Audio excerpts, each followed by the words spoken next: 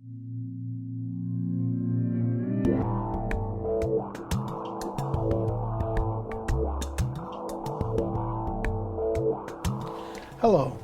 my name is Andre Ward.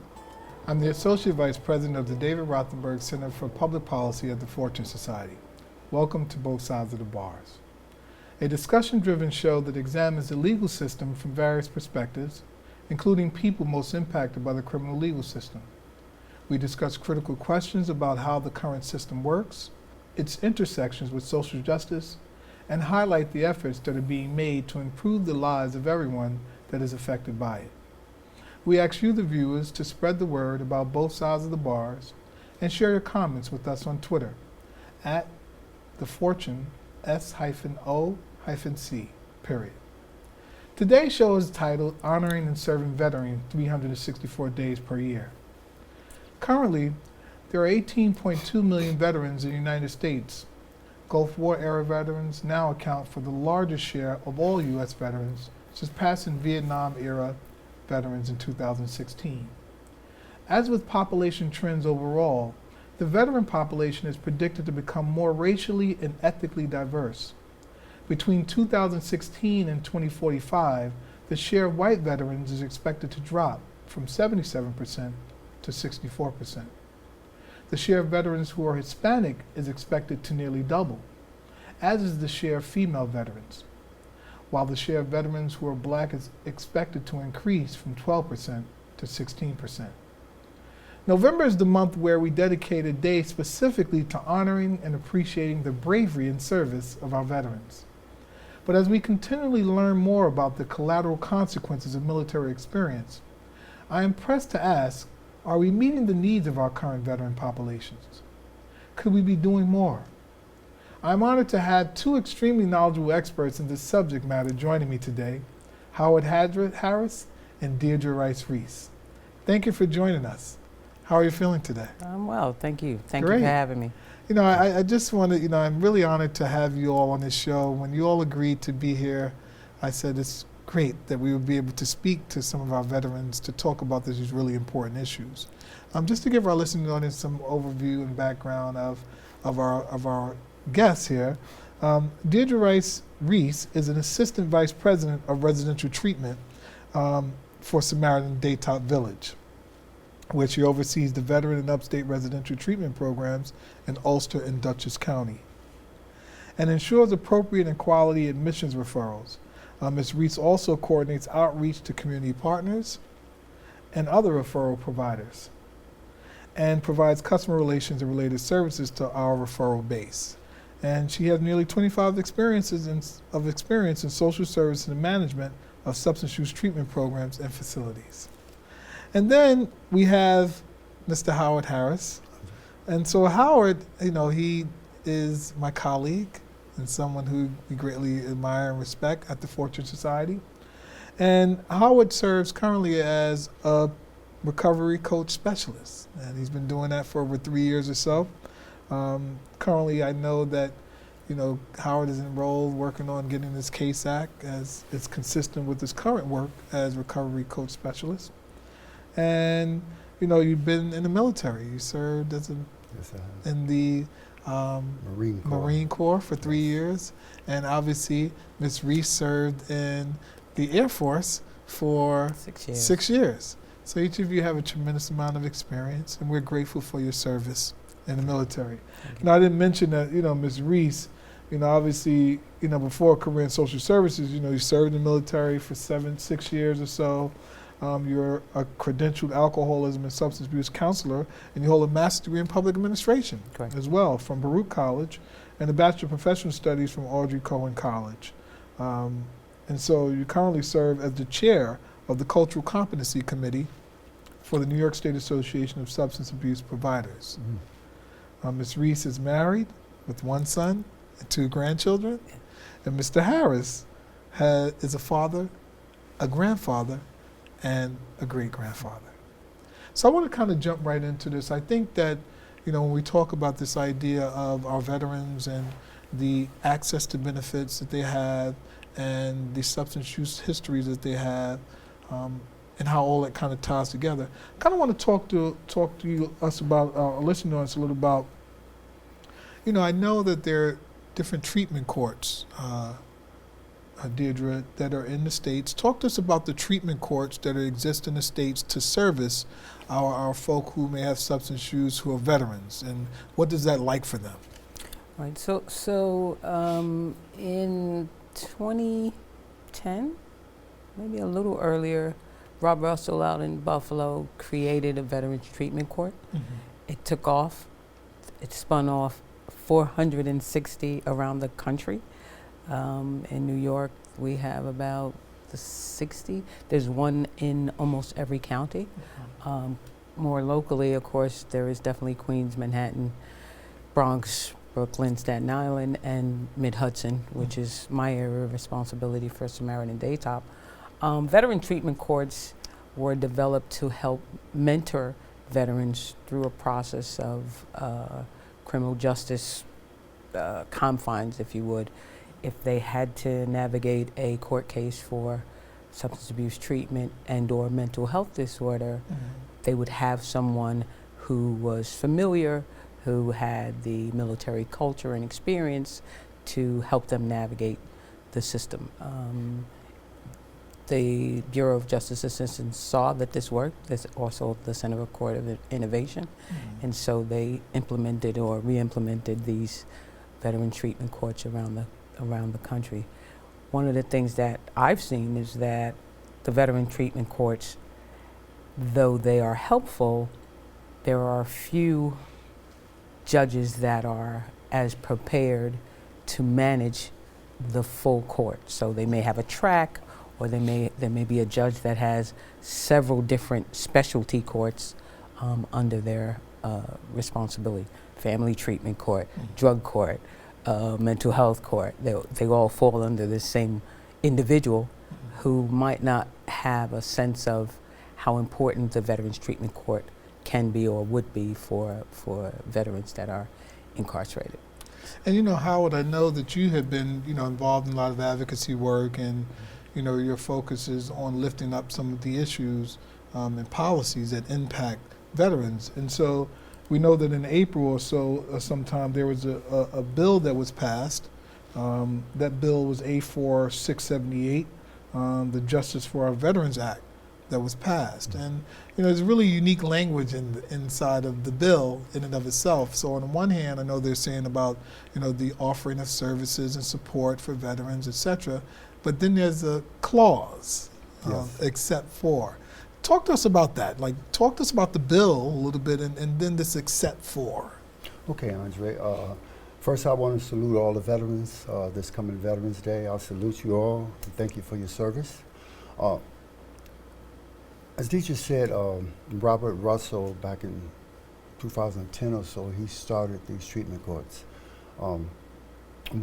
These treatment courts were started because veterans were coming back home and they were suffering. They were suffering. Some of them were reintegrating back into society without issue, but a lot of them would suffer mental illness, substance abuse issues that they brought back home as a result of their service.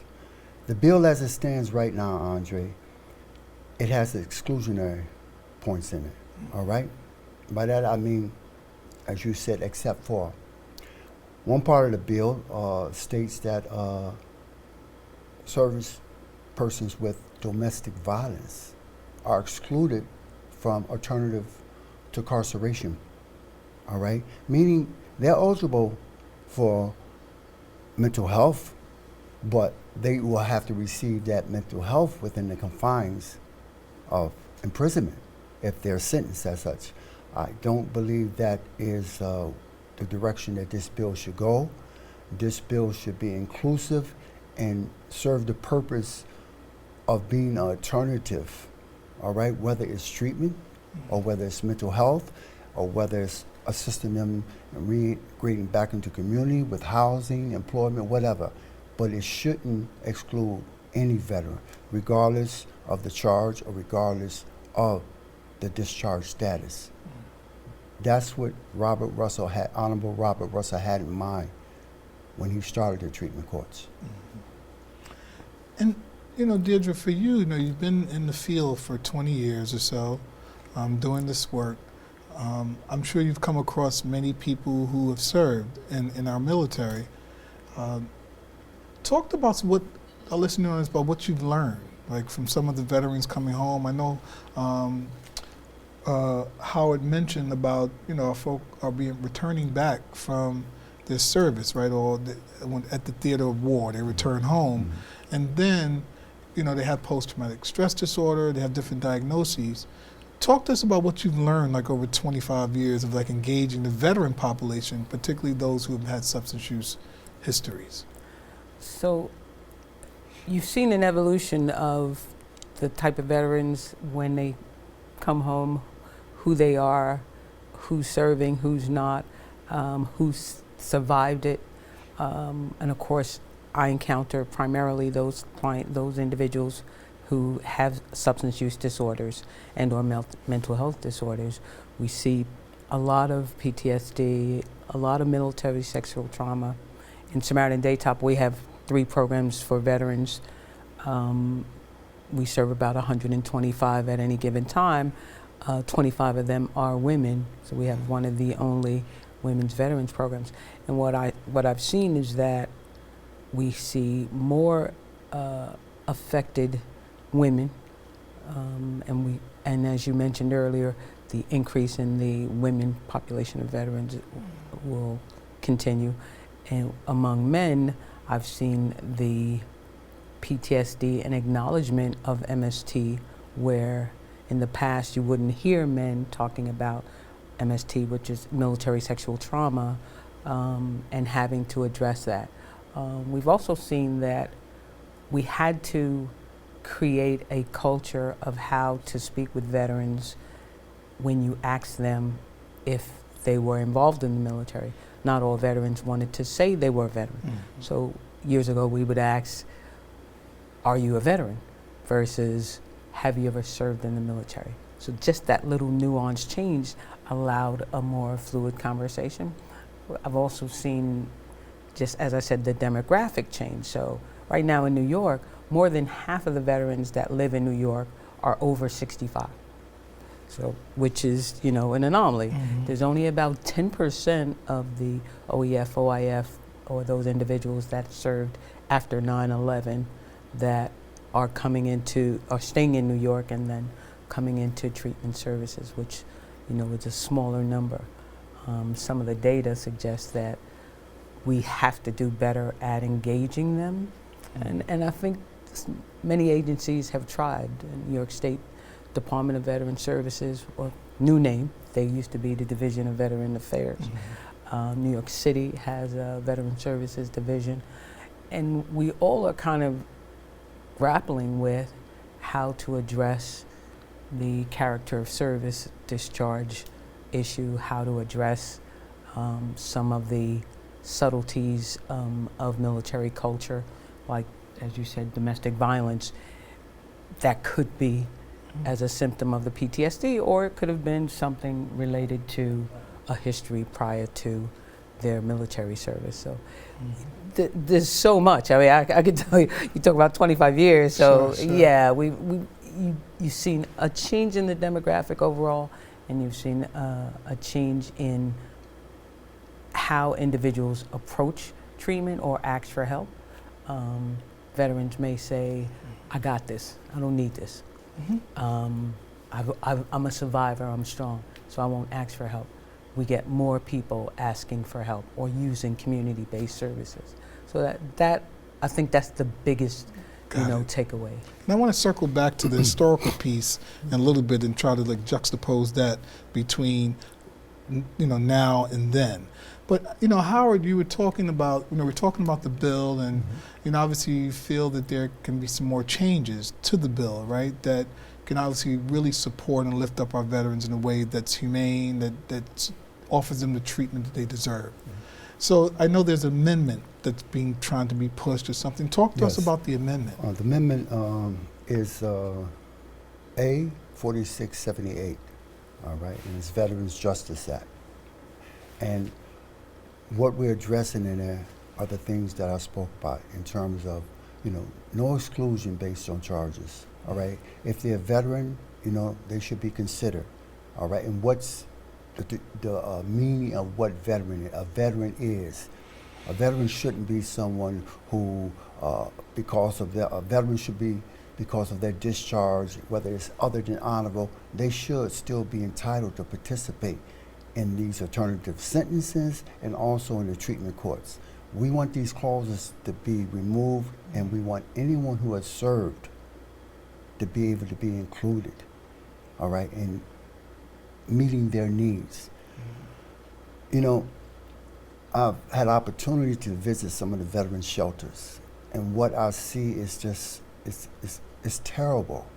You have veterans going in and out of Rikers Island, in and out of central bookings, all right? And they're suffering in the throes of post-traumatic stress disorders, depression, alcoholism, drug use, and they're just going in and out. And it's a drain on the fiscal, money that could be used in other places to treat them rather than have them be coming through this revolving door. So I believe a lot of these veterans don't meet the term a veteran means because they have an undesirable or they have, whatever, other than dishonorable, other than honorable, okay? And they shouldn't be excluded, all right? That money could be better used rather than them coming in and out of that revolving door based on them not having their needs met. Mm-hmm. And Deirdre, when Howard references veterans inside of the shelters, etc., I want to talk a little bit about our women who have service, who have very specific and unique needs. Mm-hmm. Talk to us a little bit about that, right? Our women veterans and their specific and unique needs, and what are you observing in the field in terms of the services that they need for their specific needs? So what was interesting is that 5 years ago, the VA developed this women's health arm of the Veterans Administration, but they didn't have gynecology. They didn't have maternity. So I'm like, how could you have women's health without gynecology? So the VA, in its wisdom, moved it to community-based services. Mm-hmm. Do we have enough community-based services to serve PTSD, MST, family issues, depression, alcoholism, drug abuse, for women specifically? In New York, I would say we do, because the services that are available are underutilized. The services are there. Accessing the women, and I think that, again, how you approach a women veteran or any veteran, how you ask the question about their service. I actually had a young woman say, well, I never thought of myself as a veteran. I was in the Guard, or I was in the Reserve, or I went to the military for 2 years. Okay, you served, you're a veteran, you're eligible. And many of the external service providers, external being outside of the VA, are service that would allow any character of discharge to be served. So vet resource centers, Samaritan Daytop Village, many of the other veterans organizations around the city do not require that you have a honorable or other than honorable. You can have a bad, we're going to help you into recovery regardless of how your character of discharge. And many of us will offer supports to either get your discharge upgraded, because there is an ability to do that. You can upgrade to, change the character of service. You could do community service to be reinstated. You could participate in some forums that allow for changes to bills, laws, and regulations for agencies. I think New York has been one of the more progressive states in terms of reaching out to veterans and making sure that there is access and ability. For women, the availability is there. The outreach, I say, could be better. I see. And, I want to circle back to the history, right? And I know historically, particularly when, the country was involved in the Vietnam conflict, right? The idea of substance use became a huge thing among particularly people of color, but nationally, right, for those who served in the military. And so, the witnessing the horrors of death and all those kind of things, people came home owing to having to use morphine to address some of their, some of the wounds that they suffered, came home, and then they had heroin addictions, right?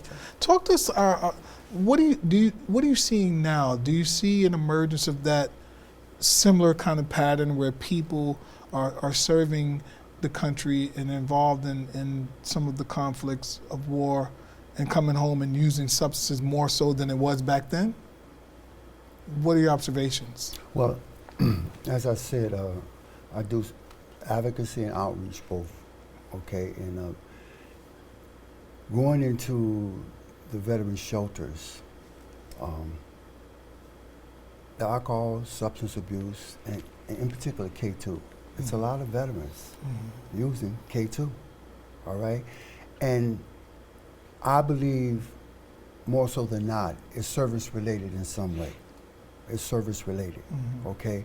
I don't believe the symptoms of use have changed. It's just a drug. The drugs have changed. But abuse is rampant out there among servicemen, and it comes as a result of disabilities connected to their service, post-traumatic stress disorders, again, depression, all right? And it's being addressed in some ways through places like Samaritan Village, who aren't excluding veterans from participating in that program based on their non-ability to pay through the VA, all right? And I applaud Samaritan Village for that. But there's a lot of programs out there. If your discharge is other than honorable, you can't get money from the VA. So they can't participate in those programs. For me, when I think of Vietnam and the context, the historical context, it's very different because those veterans were not embraced as heroes.